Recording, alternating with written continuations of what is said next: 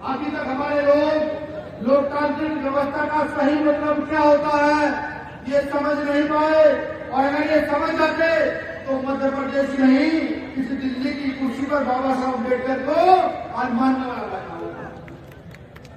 बाबू जगदेव प्रसाद कुशवाहा ने जिस कौम को 90% बनाया, साहब मान्यवर घनश्याम साहब ने जिस कौम को 85% बनाया, वो कौम ना जाने क्यों मांगने वाली कौम बनी रहती है।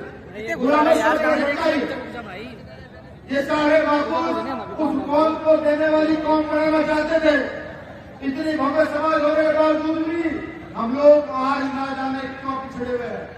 इसका मकसद और इसका मतलब ये दोनों चीजें मध्य प्रदेश और हरियाणा के लोगों को समझनी पड़ेगी। बाबा साहब अम्बेडकर संविधान में लोकतंत्र लेकर गए और लोकतंत्र में वोट की कीमत लेकर गए कि वोट क्या है, और यह भी कहकर गए कि ये वोट वो है कि इस वोट की रक्षा ऐसे करते जैसे आप अपनी बहन बेटी की रक्षा करते। आप खुद सोचिएगा कि हमने इस वोट की रक्षा सन 1950 के बाद कितनी बार मजबूती से की है, ये खुद सोचिएगा। और अगर आप एक बार इस वोट की रक्षा करके अपने मताधिकार का सही प्रयोग करके इस देश के अंदर अम्बेडकरवादी व्यवस्था के लोगों को स्थापित करते तो मैं लिखकर देता हूँ, लिख लीजिए, ये देश की बात है कि इस देश को सोने की चिड़िया बनने से कोई रोक नहीं पा रहा।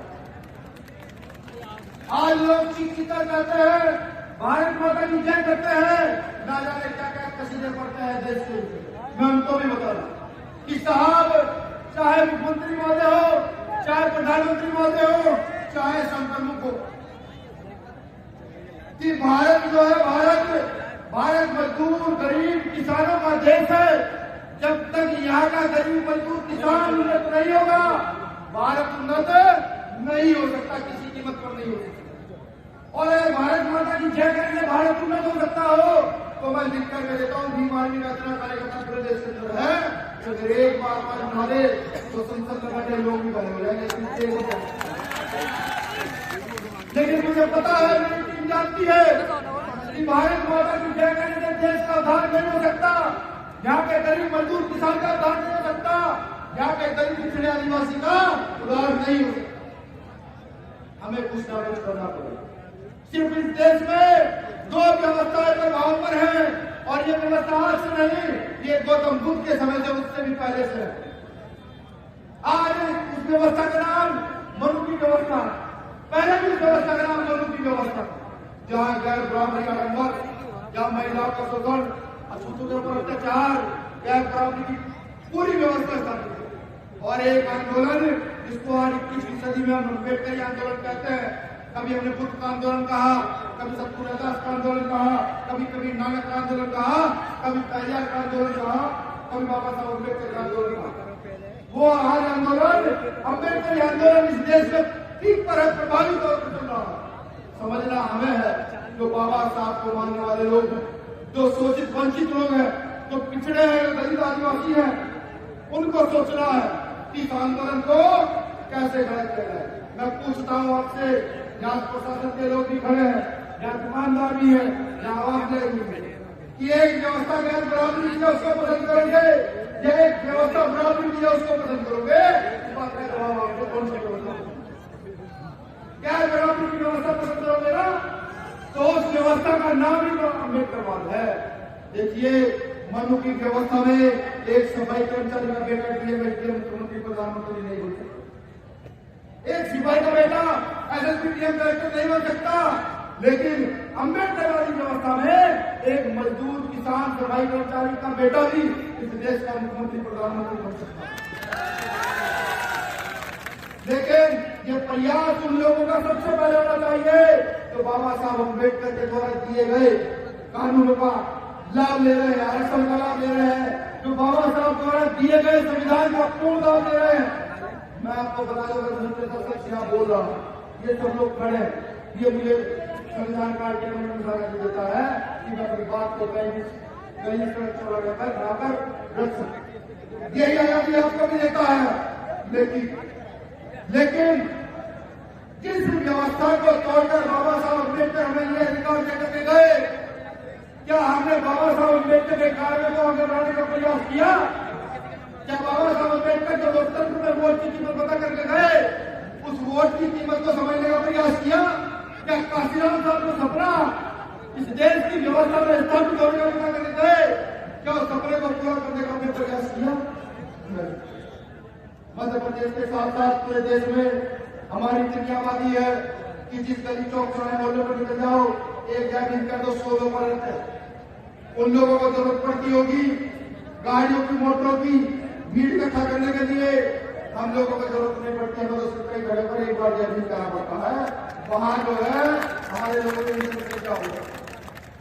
अभी सिपाही प्रयोग करने का समय आ चुका है।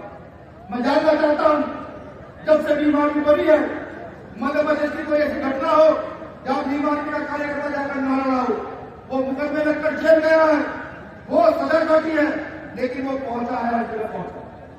जब वो बिना राजनीतिक सत्ता प्राप्त किए इतनी ताकत के साथ प्रशासन के सामने, सरकार के सामने खड़ा हो सकता है, तो सोचिए जब आप में से एक व्यक्ति निकलकर विधायक बनेगा, एक व्यक्ति निकलकर एमपी बनेगा, एक व्यक्ति निकलकर जाकर मुख्यमंत्री, प्रधानमंत्री होगा, तो समझिए आप कितने ज्यादा। जब आपके घर पर पड़ोस में आपके 20 व्यक्ति विधायक होगा, क्या आपके कोई नेता हो सकता है? हिम्मत है कलेक्टर की आपकी बात न माने, हिम्मत है प्रशासन की आपकी बात न माने, माननी पड़ेगी। आज क्या है? आज क्या है कि हम छोटी मीटिंग करने जाते हैं तो यहाँ के मुख्यमंत्री के साथ मामा यहाँ पर कहते हैं, वो फौरन 2 सिपाही भेज देते, जवाब देखो जाकर के बीमारी में लोग क्या कर रहे हैं। मैं तो निवेदन करता हूँ साहब, आप अपना पूरा काम कर रहा है, पूरी फोर्स लगाए, पूरा संघर्ष करें और हम सिर्फ एक बैठ करके एक सोशल मीडिया पर मैसेज डालेंगे कि हम 12 तारीख को भोपाल कर रहे हैं। आपको तो मदद नहीं देगा, आपको तो मदद नहीं देगा। पूरे भारत के अंदर भीम आर्मी एक ऐसा संगठन है जो हर शोषित वंचित पीड़ित की आवाज सुनता है, वो किसी भी वर्ग का क्यों ना हो।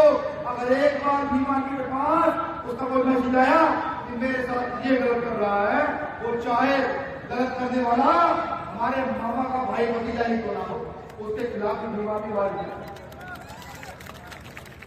मैं बता दूं ओबीसी समाज के लोगों को भी, जब यहाँ निकाय चुनाव था और ओबीसी समाज का आरक्षण खत्म कर दिया गया, उसमें भीम आर्मी ने कहा कि भाई चंद्रशेखर आजाद हम सब लोग लेकर यहाँ आए, सरकार ने पूरी ताकत लगाई, लाठियां मारी, जेल भेजा, लेकिन हमने अपनी वो जो हमारी ताकत के आरक्षण उनके मुंह से उसको निकालने का प्रयास। ये आंदोलन आप ही लोगों को मजबूत करना है, आप ही लोगों को चलाना है। इस आंदोलन को दिशा दिलाना आप ही का काम है। पहले भी आपने इस आंदोलन को दिशा दिला दी है और खासतौर से चंबल के लोगों ने यह आंदोलन बहुत मजबूती से सींचा है, यह आंदोलन बहुत मजबूती से सींचा। मुझे पूरी उम्मीद है कि अगर इस आंदोलन में शहादत देने की बात आएगी तो सब भारत में सबसे पहले भूमि को होगी, तो चंबल की भूमि होगी। चंबल के लोगों मुझे यह भी विश्वास है कि जो बात भाई चंद्रशेखर आजाद अपने मुंह से निकालते हैं, मध्य प्रदेश में जन्म करते हुए साथी जो भूले साहब अम्बेडकर की विचारधारा में विश्वास रखता है, जो संविधान में विश्वास रखता है, जो प्रगतिशील दिमाग रखता है, जो ये चाहता है भारत की गैर बराबरी बंद हो, वो भाई चंद्रशेखर आजाद के साथ कंधे से कंधा मिलाकर चलने का काम करें। मैं शुक्रगुजार हूँ यहाँ की कमेटी का, प्रदेश कमेटी का, दिल्ली से आए हमारे प्रभारी भाई भाटी जी का,